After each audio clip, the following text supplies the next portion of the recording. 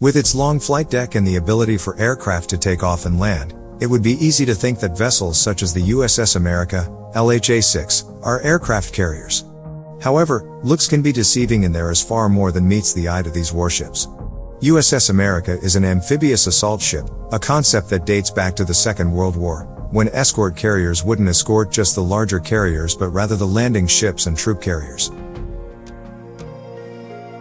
The Imperial Japanese Navy's Shinshu Maru was the first to be designated a landing craft carrier and served as a proto-amphibious assault ship. Unlike the modern version of the LHA, the Shinshu Maru could only launch aircraft via a catapult to support an amphibious assault, and aircraft had to, hopefully, land on captured airfields.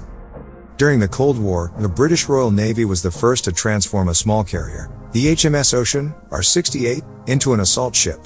The Colossus-class carrier saw service during the Suez Crisis when it was used in the first-ever large-scale helicopter-borne assault. The United States Navy built on this concept with a special class of ships specifically built to carry up to 20 helicopters. This was the Iwo Jima class, which bore the hull classification LPH, referred to as landing platform helicopter.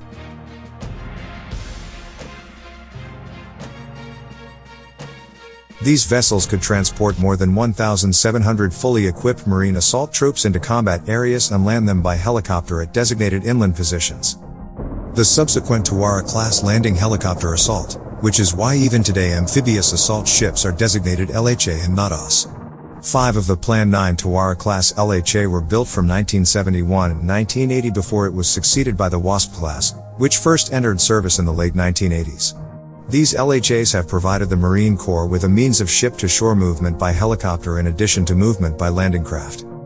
All 8 of these ships are still active today, along with 2 of the America class, and while the primary role is to carry about a battalion's worth of Marines, the LHA is far more versatile. But the LHA has shortcomings.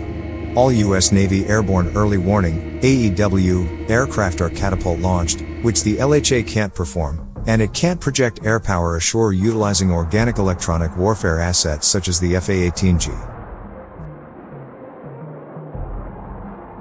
The development of vertical or short takeoff and landings, V/STOL, aircraft such as the AV-8B Harrier to attack aircraft and the F-35B Lightning II have further changed the way these smaller flat tops could be used.